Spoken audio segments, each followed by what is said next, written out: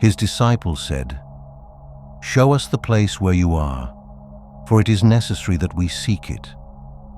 He said to them, "Whoever has ears, let him hear." There is light within a person, born of light, and it illuminates the whole world. If it does not shine, there is darkness. There are sayings that want to explain something to us, and there are sayings that test us. Saying 24 belongs to the second kind. It does not answer a question about a place. It does not point outward. It shifts the gaze, not to where we are searching, but to where we are standing. This video on Saying 24 of the Gospel of Thomas does not offer easy answers. It invites a different way of seeing. After everything you have heard, after everything you have searched for, does it shine or does it not?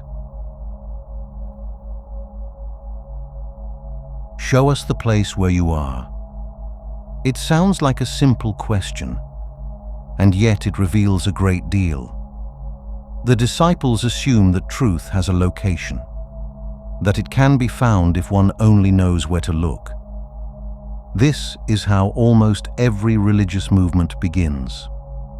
We search in what is right, in what is holy, in what is recognized.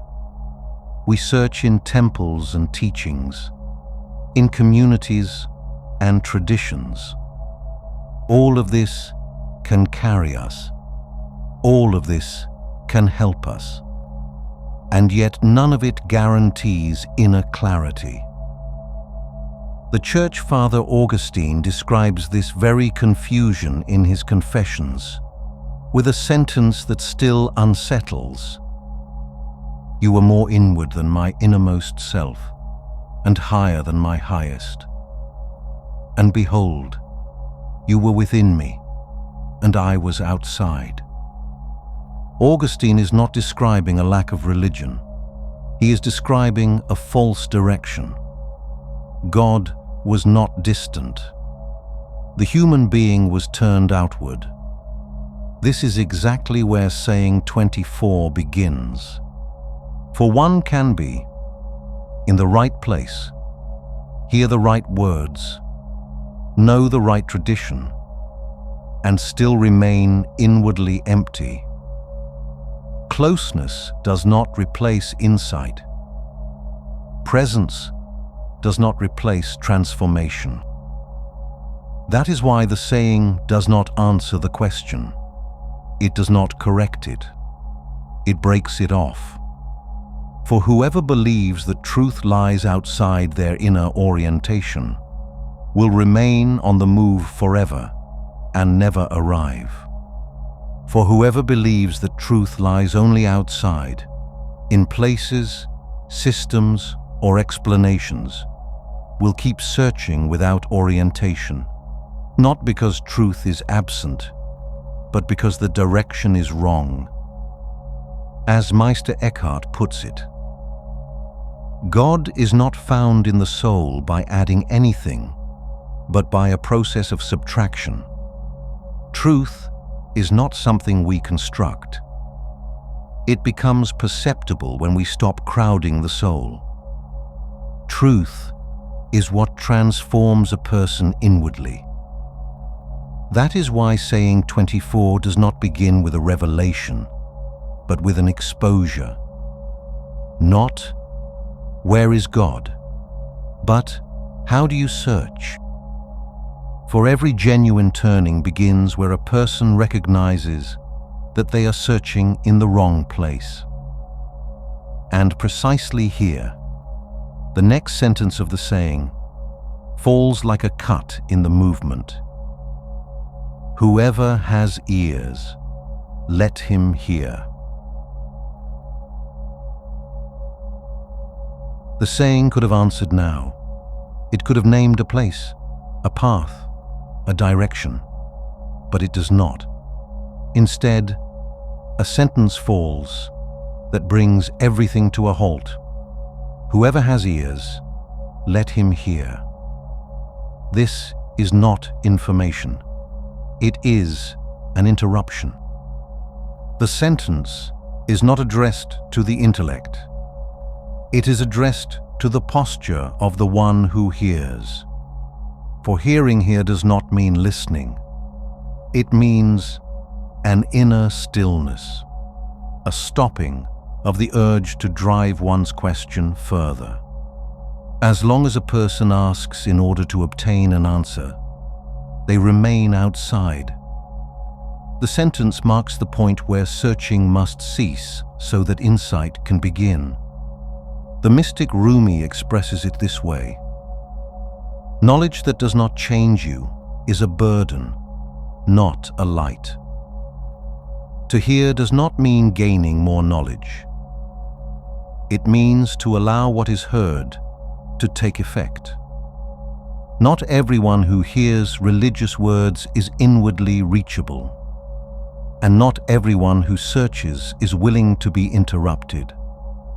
Søren Kierkegaard also describes this boundary between understanding and existence with a simple sentence: life can only be understood backwards, but it must be lived forwards. The saying does not call for a new understanding. It calls for a different way of living.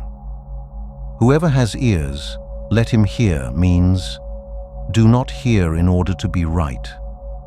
Do not hear in order to continue searching. Hear in order to be struck. For only where a person stops protecting their question can something begin to answer within them. That is why this sentence stands between question and light. It is the threshold. Only after this interruption does the saying speak of light, not before.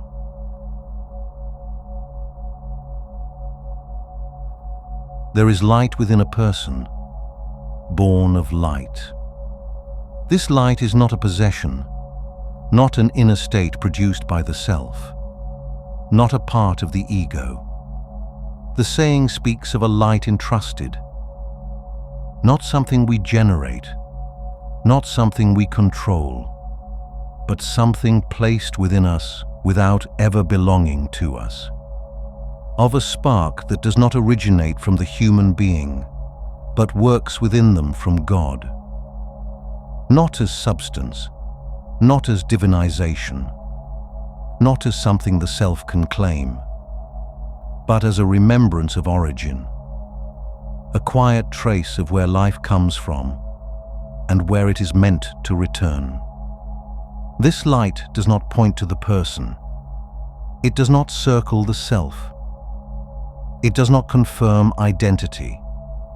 It points through them. It is not a destination.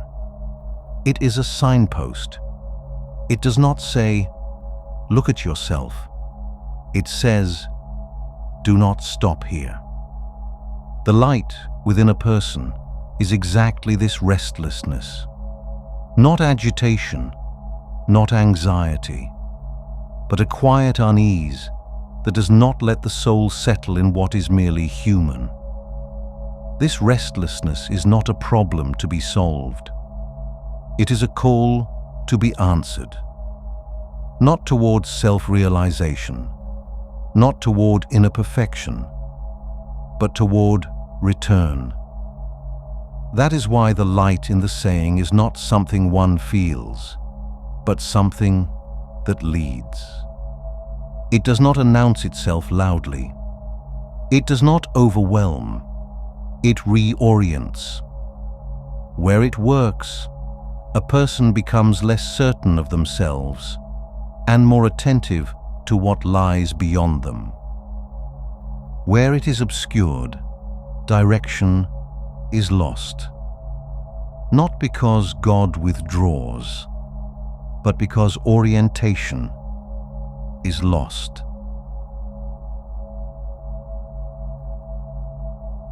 And it illuminates the whole world. When this light works, it does not remain enclosed within.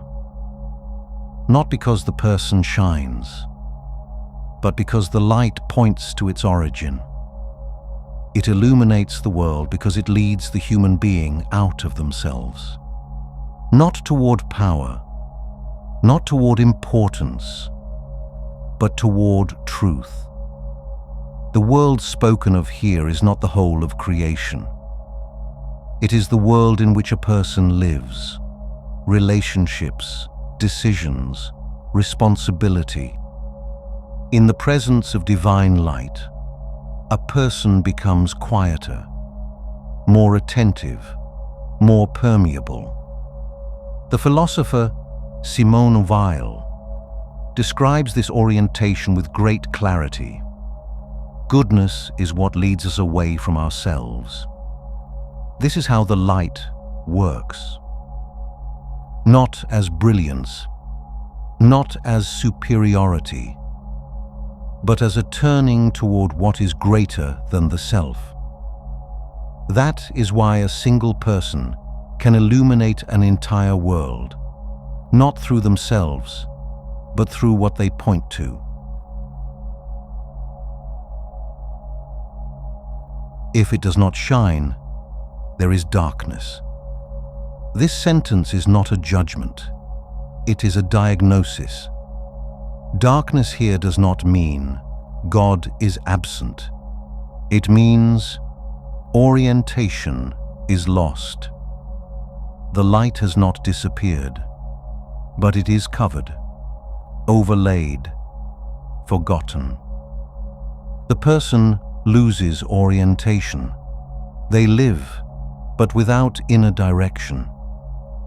Augustine of Hippo describes this condition with quiet clarity.